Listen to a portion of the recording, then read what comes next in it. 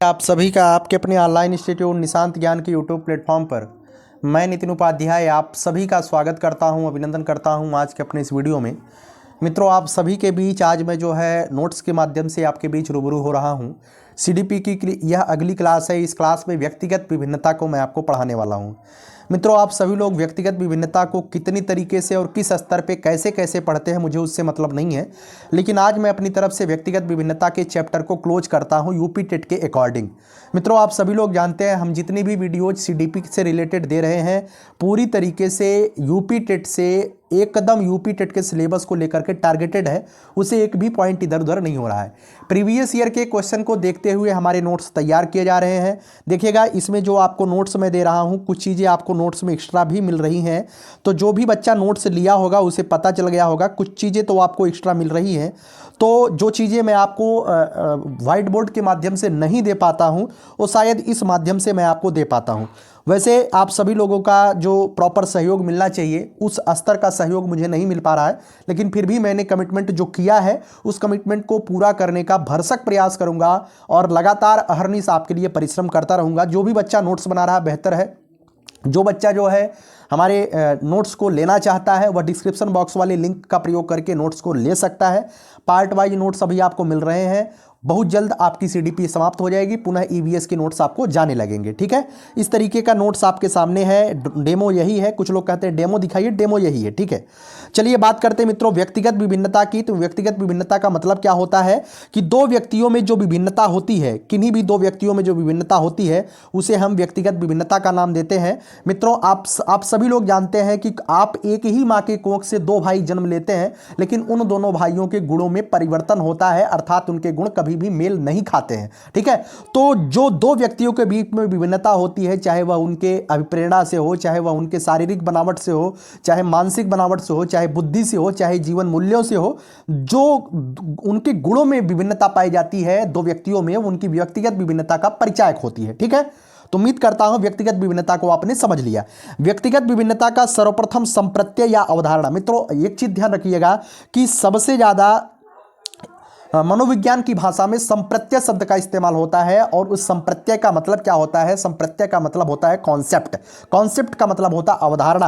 आपसे क्वेश्चन किया जाए कि बुद्धि का सर्वप्रथम प्रयोग किसने किया था, तो मैंने पहले बताया बुद्धि का सर्वप्रथम प्रयोग किसने किया? फ्रांसिस गाल्टन ने। उसी तरीके से व्यक्तिगत विभिन्नता का सर्वप्रथम अवधारणा किसने दिया था कि दो लोगों के बीच व्यक्तिगत विभिन्नता होती है, या यूं कहे तो एक ही व्यक्ति के कई गुण आपस में बराबर नहीं होते हैं, उनके गुण अलग अलग होते हैं। एक ही व्यक्ति के अंदर जो गुण होते हैं वो आपस में बराबर नहीं होते हैं। ठीक है, अभी मैं आगे आपको बताऊंगा।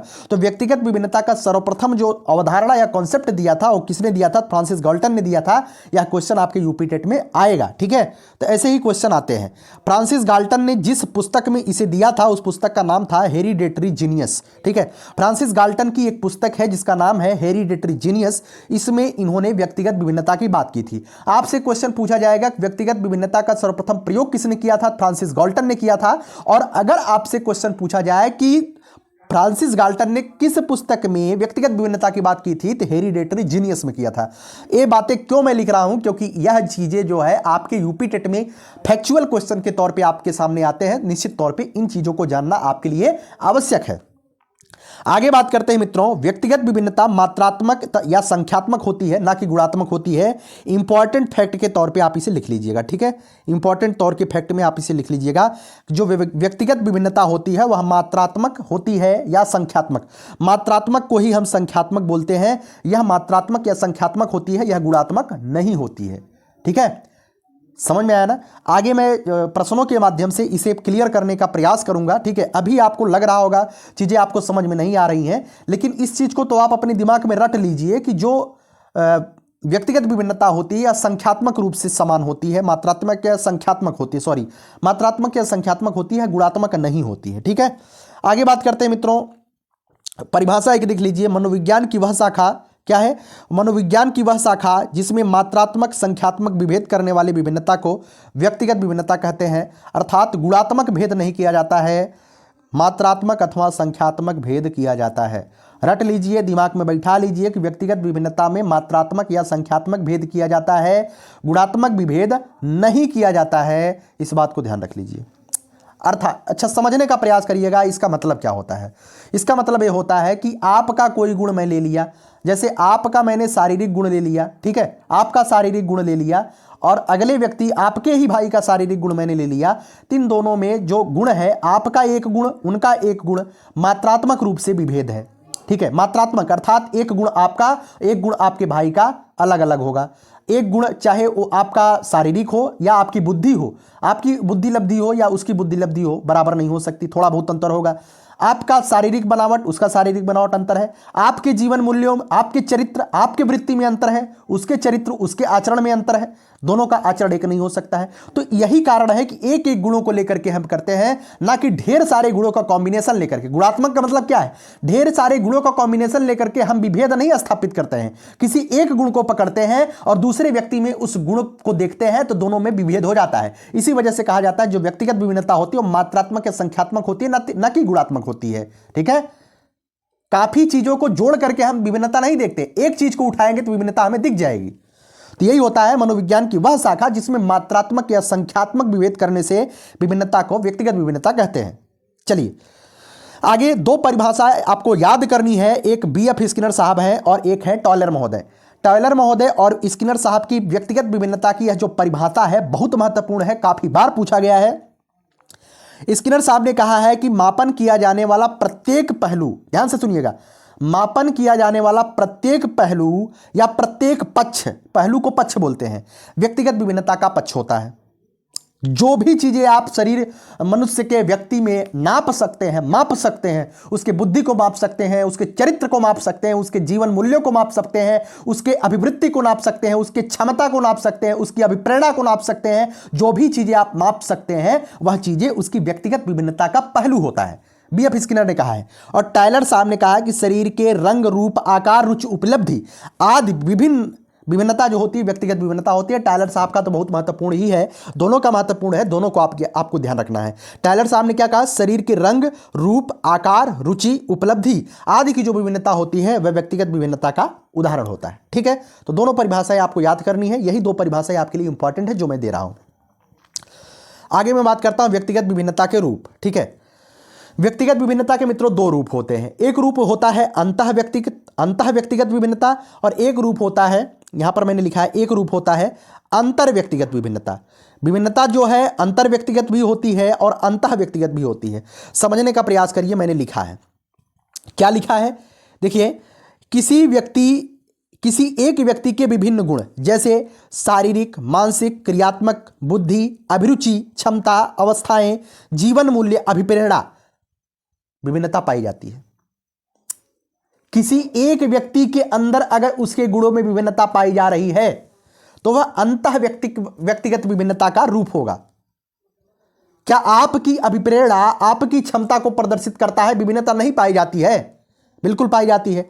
हो सकती है कि आपकी क्षमता बहुत अधिक हो सकती है कि आपकी क्षमता 10 घंटे पढ़ने की हो, आपकी कैपेसिटी है, लेकिन आपकी जो मोटिवेशन है, जो आपकी अभिप्रेरणा है वह बहुत शून्य है, बहुत कम है। आपकी कैपेसिटी भले ही 10 घंटे है लेकिन आपको पढ़ाई करने का मन ही नहीं हो रहा है तो आप एक भी घंटा नहीं पढ़ पाएंगे। कैपेसिटी को मारिए गोली। तो आपके शरीर के अंदर भी जितने गुण पाए जाते हैं उसमें भी विभिन्नता होती है। किन्हीं दो गुण आपस में समान नहीं होते हैं। तो एक व्यक्ति के अंदर जो व्यक्तिगत विभिन्नताएं होती हैं, एक व्यक्ति के अंदर के गुणों की जो विभिन्नताएं होती हैं वह अंतः मतलब एक व्यक्ति, अंतः मतलब एक व्यक्ति के अंदर अंतः व्यक्तिगत विभिन्नता का रूप होती है, ठीक है। तो उम्मीद है समझ पाए होंगे। यहां पर मैंने लिखा है अच्छी तरीके से, प्राणी के खुद के शरीर के दो गुण मेल नहीं खा सकते हैं, यह विभिन्नता अंतः व्यक्तिगत विभिन्नता कहलाती है, ठीक है। चलिए आगे बात करते हैं अंतर व्यक्तिगत विभिन्नता। मित्रों, किन्हीं दो बालकों, अंतर व्यक्तिगत में एक बालक के ही अंदर गुणों का जो है विभिन्नता का जांच किया गया। अंतर व्यक्तिगत क्या होता है, इसमें दो लोगों को ले लिया जाएगा। किन्हीं दो बालक, दो या दो से अधिक भी बालक हो सकते हैं, किन्हीं दो या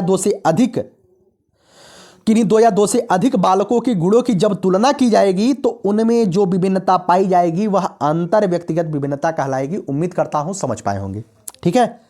अंतर व्यक्तिगत विभिन्नता और अंतर व्यक्तिगत विभिन्नता कभी कभी आपसे क्वेश्चन यूपी टेट में पूछा जा सकता है, क्योंकि देखिएगा जैसे जैसे कंपटीशन बढ़ रहा है आपके यूपी टेट और सी टेट का लेवल भी बढ़ेगा।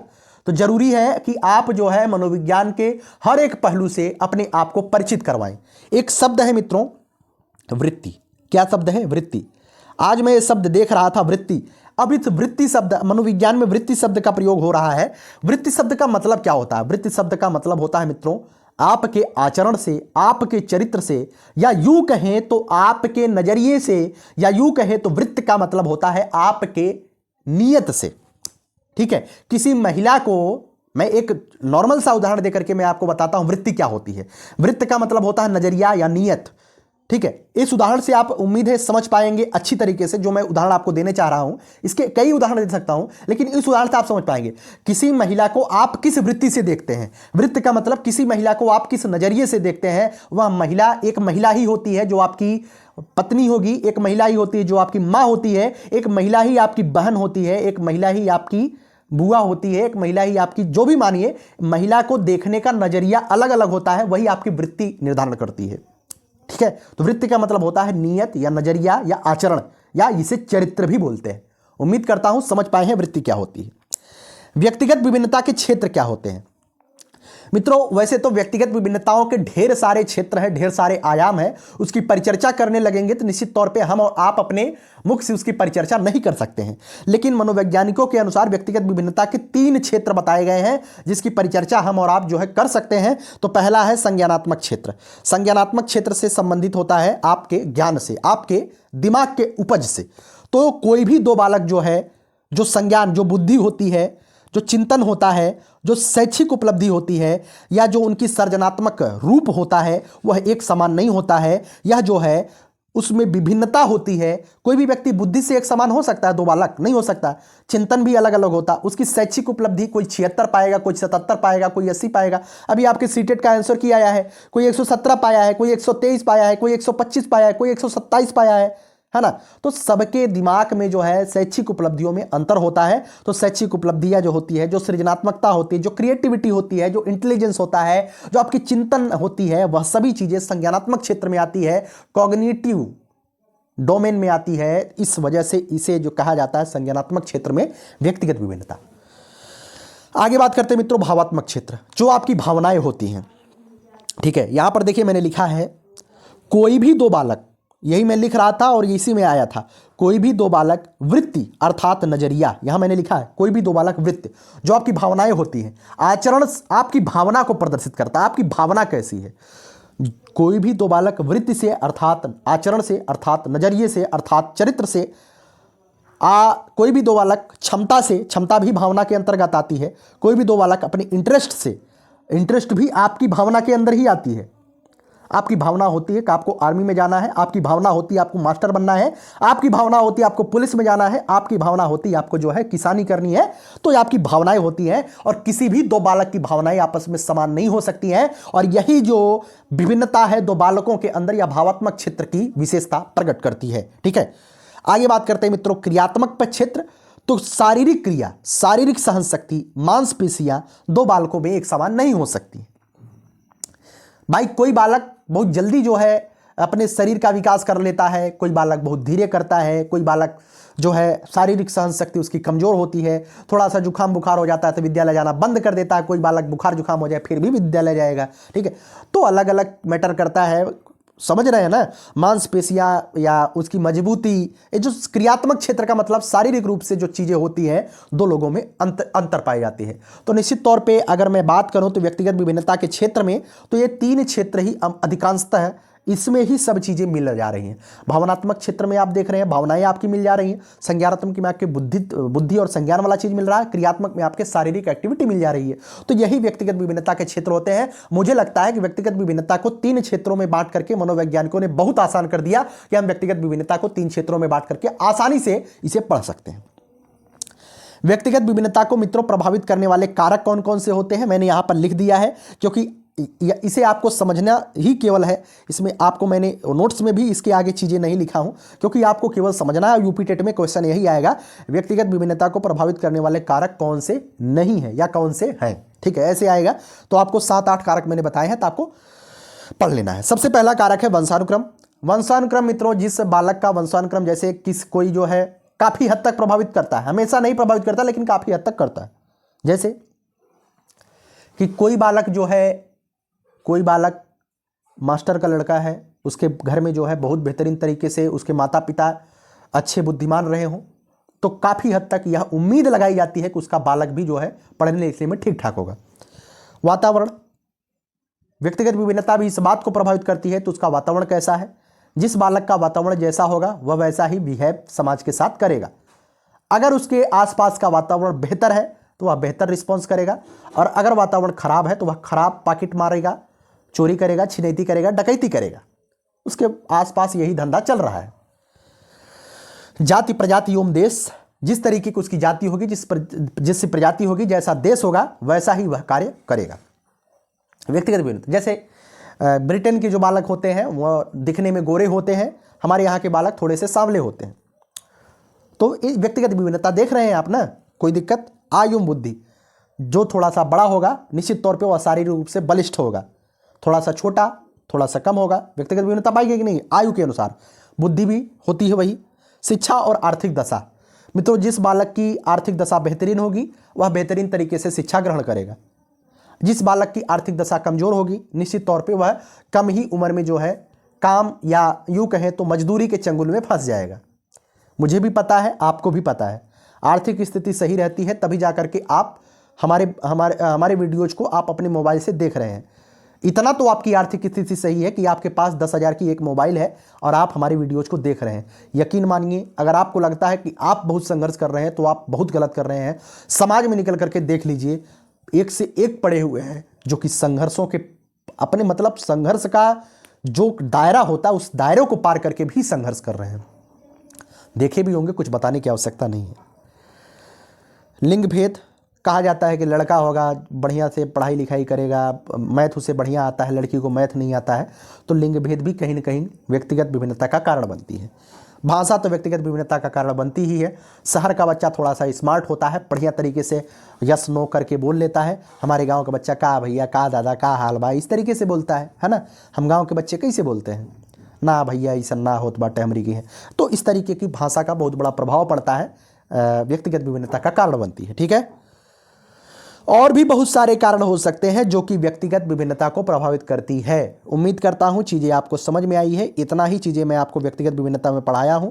आप प्रीवियस ईयर का पेपर उठा करके देख लीजिएगा, यही से क्वेश्चन आया है, बस ज़्यादा नहीं आता है।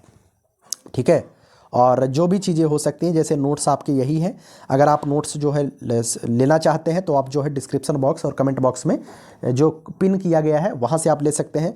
नहीं तो आप जो है, अगर आपको जो है मतलब कि कोई दिक्कत होती है लेने में, तो 9794137048 यह हमारा पर्सनल व्हाट्सअप नंबर है, निशांत ज्ञान का ऑफिशियल है। इस पर आप जो है व्हाट्सअप करिएगा, कॉल मत करिएगा, व्हाट्सअप कर लीजिएगा अगर आपको कोई दिक्कत होती है नोट्स वगैरह टेलीग्राम ग्रुप से जुड़ने में तो। ठीक है, तो चलिए, कैसी लगी है वीडियो कमेंट बॉक्स में ज़रूर बताइएगा। आखिरी लाइन बोल करके वीडियो को समाप्त करूंगा। यही जज्बा रहा तो मुश्किलों का हल भी निकलेगा। जमी बंजर हुई तो क्या वहीं से जल भी निकलेगा। न हो मायूस न घबराए इस अंधेरे से मेरे साथी, इन्हीं रातों के दामन से सुनहरा कल भी निकलेगा। बहुत बहुत धन्यवाद। जय हिंद, जय भारत, लव यू ऑल।